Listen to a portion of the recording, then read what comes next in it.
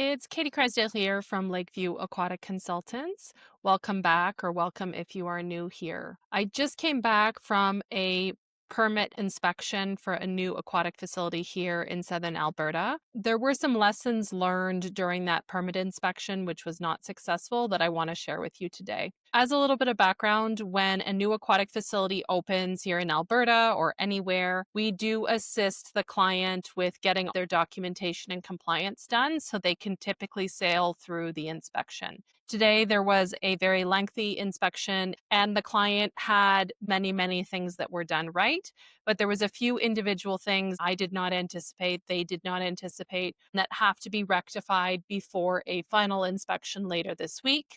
This project has been under construction for over a year. There's a lot of little details when it comes to electrical, HVAC, plumbing, gas, fire code, occupancy. The main reason I wanted to make this quick video was regarding furnishings and supplies. The client ordered online and mistakenly thought were going to be suitable for Alberta, and they're not. Manufacturers in other states, provinces, or jurisdictions do not necessarily know the code where you will be using the product. With one particular furnishing we were dealing with today, there was a soft rope mesh that made up part of a chair. So the health inspector was legitimately concerned about the bacteria from wet bodies that would sit in this chair with the soft rope finish. It might be a vector for infection. This was my first time dealing with a hammock type chair. Definitely an oversight on my part to not anticipate it would not meet the cleaning standards. The client was really upset. They had purchased this hammock type chair and they had been led to believe by the manufacturer this was a commercial grade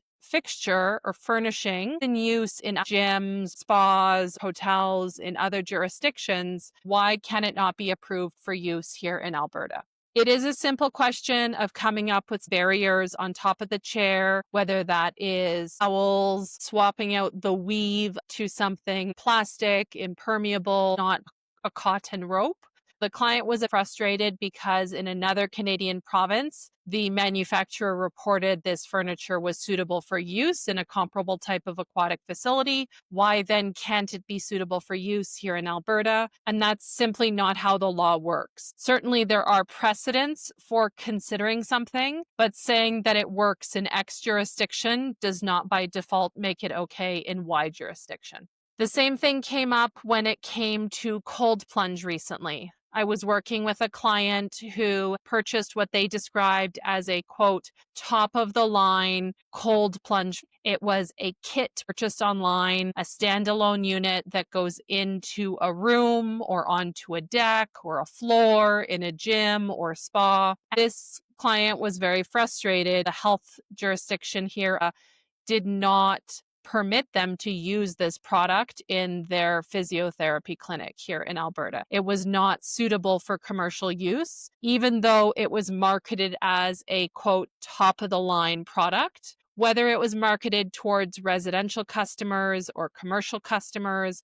I'm not really clear on the messaging, but that client was frustrated. They spent money on something they thought would be okay, but is not suitable when it comes to swimming pool codes. The point of this video is not to say that Alberta has too much red tape when it comes to aquatic facilities, because that is not my personal opinion. The point I really want to highlight is anytime you buy a product online from another jurisdiction, which I do support because sometimes we need to look further afield for specific needs, materials, design choices. The client today has sourced a lot of different materials overseas from places like India, Bulgaria, and the US because they have a very specific design aesthetic they wanted to achieve.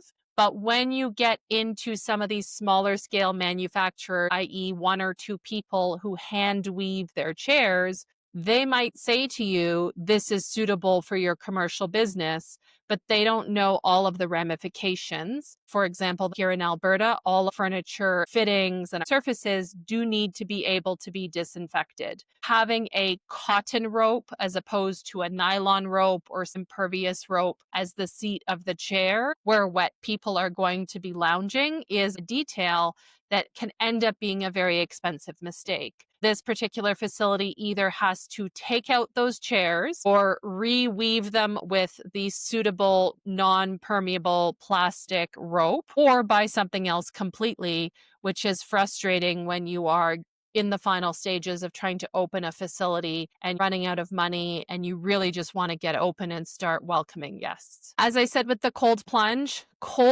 is a huge trend right now, at least in Western Canada. Everybody seems to want cold plunge. Although there may not be regulatory requirements for cold plunge in a unique category, they do fall under swimming pool regulations, at least here in Alberta. They still have to have a disinfectant. They still have to have circulation. They need to have pH control, temperature monitoring, certain flow rates and turnover requirements.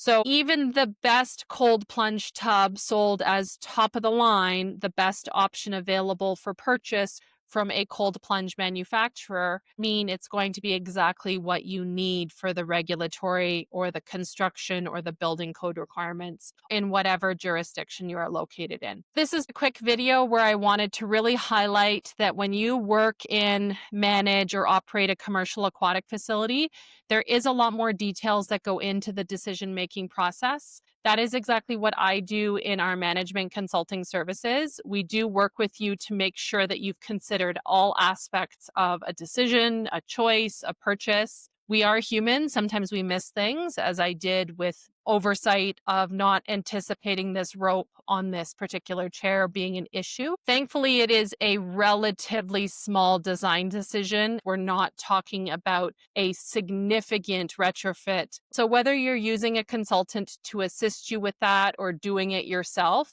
you really do need to be asking yourself if it's too good to be true. It may not work in your specific situation. Let me know if you've ever encountered a situation like this in your work. Thanks so much for being here, and I'll catch you in the next video.